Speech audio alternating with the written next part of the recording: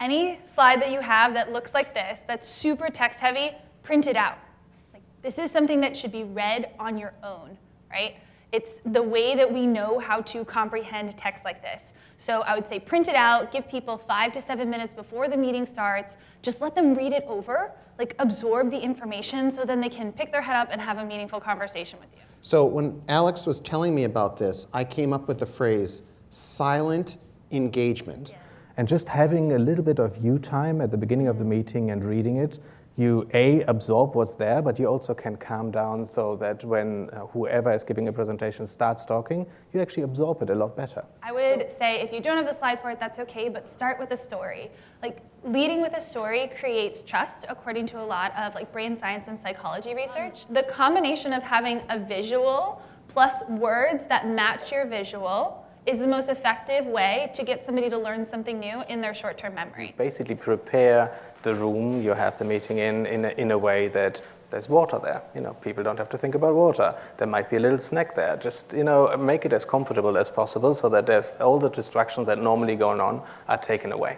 Do your meeting at 9 a.m. And there's a lot of research that supports why when you have a meeting at 9 a.m., you're more likely to then get a bright-eyed, bushy-tailed, more open person to have a meaningful conversation with you. Open the bag and build a duck. Just take a minute or so.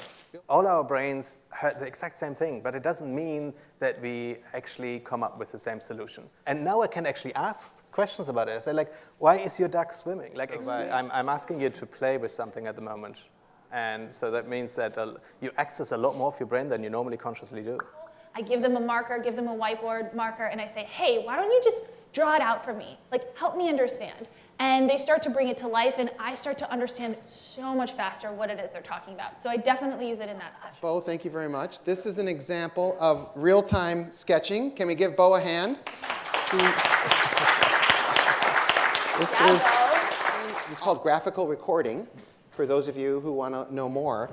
And I have seen graphical recording artists come into meetings and discussions. It's an incredible way of tapping into these emotions and connections that the two of you have been talking about. So even changing the idea in terms of it's not a meeting, we're workshopping, like people come with different postures. But I think the idea of it's okay to fail. It's okay to have a meeting that doesn't go as well as you thought. Or it's okay to realize you zigged when you could have zagged. That's going to be part of your journey.